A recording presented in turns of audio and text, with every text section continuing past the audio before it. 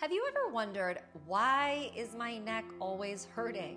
Well, if so, friend, then this video is for you.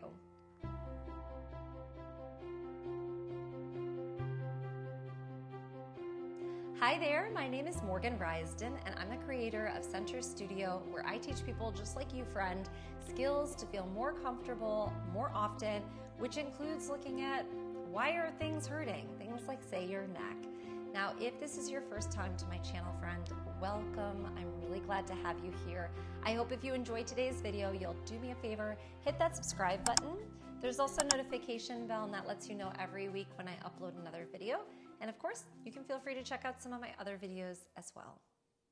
Now, if I had $1 for every single time I heard somebody tell me that their neck hurt, I swear I'd be a millionaire by now. I think a lot of looking at why is my neck hurting is thinking about the anatomy of our body. And so many of us, even though we live in our bodies, we don't really remember any of that anatomy class that we took in high school. And so I like to remind my students about the actual structure of their spine all the way up to the crown of their head.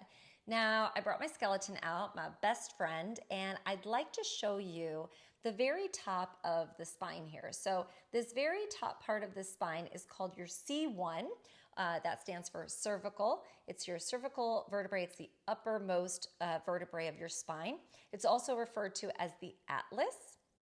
And then right underneath that, you have C2, or your cervical vertebrae number 2, and that is also considered the axis. And the word atlas for that very top C1 vertebrae is pretty interesting. It actually comes from Greek mythology. So if you think about the Greek god, the most famous Titan, Atlas, who Zeus had condemned to hold the whole earth and heaven and skies on top of his shoulders for all of eternity, that's where you get this idea of the atlas, right? That very top vertebrae.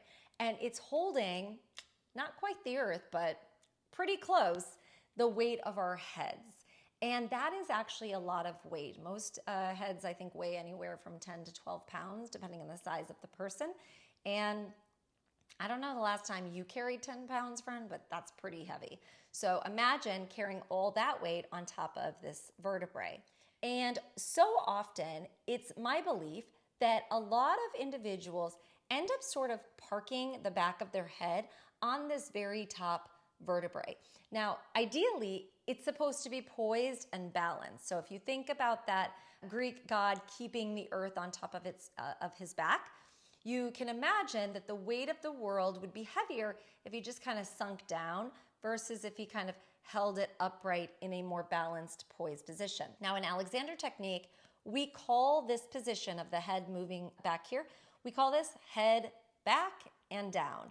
And that's relative to where your head is on top of your spine. So the head comes, and think of the back of your cranium, it comes behind the spine more, and it sort of pushes down on the spine. Some people, some chiropractors, I know physical therapists will talk about the head forward because the chin kind of comes up. But in Alexander technique, we have different jargon, and we say head back and down. So I'm going to show you this from the side. And this is something I'm going to encourage you to put your hands on your head. We call this body mapping, when you sort of touch yourself to figure out where are my bones, where in my body, underneath all that muscle and fat and tissue, are my actual skeletal bones. So I'm going to encourage you to take your hands right now. If you're watching this on a device, just put it down for a moment and feel all the way up so that you can kind of feel the crown of your head, and then sort of walk your way down towards your neck. And I'm just going to have you sort of touch and familiarize yourself with this part of your body. So you're not looking to do anything. You're not looking to change anything. I just want you to touch your neck and your head to figure out, where is that bony part of my vertebrae where my head sits on top, okay? Now I'm going to turn to the side, and I'd like for us to, for a moment, to consider that we are pulling or pushing our head back and down on the top of the spine. And it looks a little bit something like this. And I'm doing it, I think, I don't know, I can't see myself, but this seems to me to be very slight and yet I can already feel it's super uncomfortable and it kind of strains. You can maybe see this part of my neck gets tight and kind of bulges out a little bit here when I put that back of my head on top of my vertebrae. And again, the chin kind of juts out, my head goes back and down, as we call it, and instead of, you know, sort of thinking of that globe that Atlas is holding, moving up on top of the spine. So again, just kind of familiarize yourself, and you can play with, if I bring my head behind, what happens to this part of my neck? Do I feel the neck muscles start to tighten? Do I feel them start to engage? And then what if I tilt my chin down, let my head move? We call that forward and up, right? Opposite of back and down. So if I let the top of the crown of my head go up towards the ceiling and I allow my spine to lengthen, can I sense that there's a change in my neck muscles? And again, I want you to think about this in terms of, when I'm driving my car, do I happen to kind of bring my head back and down? When I'm talking to people, do I kind of bring my head back and down? When I'm doing dishes, when my kid talks to me, when you get the point. We tend to do this sort of head back and down a lot in our day-to-day life.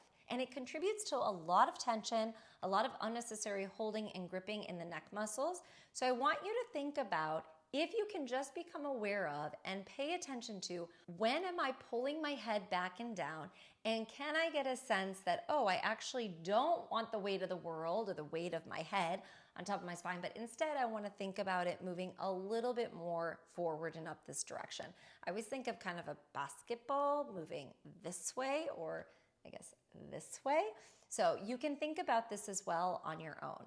Now, again, this is just something where you're building on awareness, this idea of paying attention to your body in a way that maybe you don't normally do, to see if you can start to see when you're causing yourself unnecessary harm in your day-to-day life. If you enjoyed today's video, of course, I hope you'll hit that subscribe button, and also be sure to hit the like button. You can comment below with, when have you recognized yourself pulling your head back and down? Were you aware of it, or are you now starting to pay more attention to it?